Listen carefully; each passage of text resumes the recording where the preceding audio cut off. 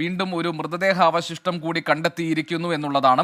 നിലമ്പൂർ പോത്തുകല്ലിൽ ചാലിയാർ പുഴയിൽ നിന്നാണ് ഈ മൃതദേഹ അവശിഷ്ടം കണ്ടെത്തിയിരിക്കുന്നത്. ജില്ലാ ആശുപത്രിയിൽ എത്തിച്ചിട്ടുണ്ട്.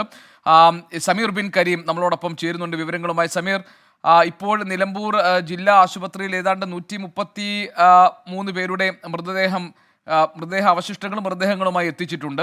ഇത് എവിടെയാണ് മൃതദേഹ അവശിഷ്ടം കണ്ടെത്തിയത്? DNA പരിശോധന നടത്തും മൃതദേഹ അവശിഷ്ടങ്ങൾ എന്ന് നേരത്തെ ആരോഗ്യമന്ത്രി അറിയിച്ചതാണ്. എന്താണ് പുതിയ വിവരങ്ങൾ? ഗോപികൃഷ്ണൻ, ഇന്ന് രാവിലെ തന്നെ ചാലിയാർ പുഴയിലും പോഷക നദികളിലും തിരച്ചിൽ ആരംഭിച്ചിരുന്നു. അതിലാണ് ഇപ്പോൾ ചാലിയാർ പുഴയുടെ പോത്തുകല്ല് ഭാഗത്ത് നിന്ന് ഒരു മൃതദേഹാവശിഷ്ടം വെച്ചിരിക്കുന്നത്.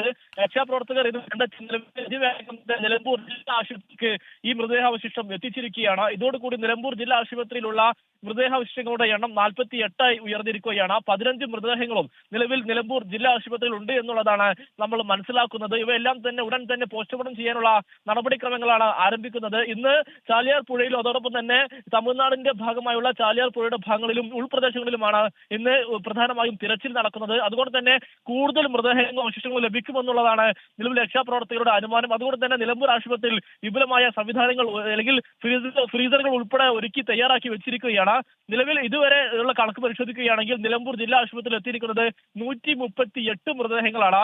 അതിൽ 54 പൂർണ്ണമായിട്ടുള്ള മൃതദേഹങ്ങളും 84 മൃതദേഹ അവശിഷ്ടങ്ങളുമാണ് നിലവിൽ നിലമ്പൂർ ജില്ലാ ആശുപത്രിയിൽ ഇതുവരെ എത്തിയിരിക്കുന്നത്. ഇതിൽ 131 പോസ്റ്റ്മോർട്ടം നടപടികൾ പൂർത്തിയാക്കി മാറ്റിയിരിക്കുകയാണ്. അതിൽ 36 മൃതദേഹങ്ങൾ വയനാട്ടിലേക്ക് അയച്ചിരിക്കുകയാണ്. അതോടൊപ്പം തന്നെ 36 മൃതദേഹ അവശിഷ്ടങ്ങളും നിലവിൽ വയനാട്ടിലേക്ക് കൊണ്ടുപോയിട്ടുണ്ട്. അതോടൊപ്പം തന്നെ അതിൽ തിരിച്ചറിഞ്ഞ 3 മൃതദേഹങ്ങൾ ബന്ധുക്കൾക്ക് വിട്ടു നൽകി എന്നുള്ളതാണ് നിലവിൽ നൽകാൻ കഴിയുന്ന കണക്കുകൾ. ഏതായാലും നിലമ്പൂർ ചാലിയാർ പുഴയുടെ ഉൾവനത്തിൽ നിലവിൽ തെരച്ചിൽ നടക്കുന്നു. അതോടൊപ്പം തന്നെ ഇന്നലെ കൂടുതൽ മൃതദേഹങ്ങൾ ലഭിച്ചിരിക്കുന്ന പോത്തുകൽ ഉൾപ്പെടെ മുണ്ടേരി ഉൾപ്പെടെയുള്ള മേഖലകളിലും വിപുലമായ തിരച്ചിലാണ്.